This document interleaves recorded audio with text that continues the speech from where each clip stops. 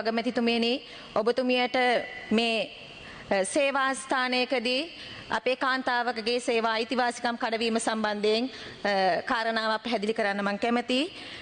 ගරු අගමැතිතුමියනි අපි මේ මොහොතේ කතා කරන්නේ කාන්තාවගේ අයිතිවාසිකම් සම්බන්ධයෙන් කාන්තාවට ස්ත්‍රී පුරුෂ සමාජභාවයේ සමානාත්මතාවය ලබා ගන්න ඒ වගේම තමයි කාන්තාව හිංසනයෙන් පීඩනයෙන් මුදවා ගන්න.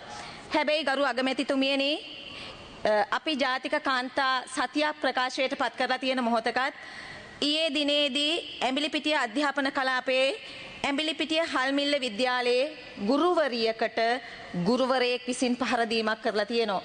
විදුහල්පතිතුමිය ඉදිරියේ මේ පහර දීම සිදු වෙනකොට ඒ ගුරුතුමිය නීත්‍යානුකූල පසුබිම තුල ලොක් සටහනක් සටහන් කරලා අද දවස වෙනකොට රෝහල්ගත වෙලා ඉන්නවා.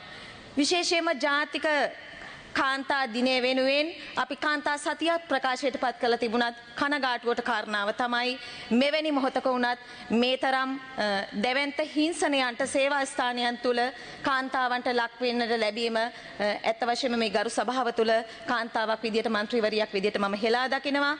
ගරු අගමැතිතුමියනි මම ඔබතුමියගෙන් අහන්න කැමැති මේ සම්බන්ධයෙන් ඔබතුමිය දැනුවත්ද මේ සම්බන්ධයෙන් ඉදිරියට ගන්නා ක්‍රියාමාර්ග මොනවද කියන එක සම්බන්ධයෙන් මේ ගරු සභාවට දන්වනවා නම් මම එහෙම දන්වන්න කියලා ඔබතුමියට අද කාන්තා දිනය වෙනුවෙන් ගරු ඉල්ලීමක් Honorable කරනවා. Prime Minister.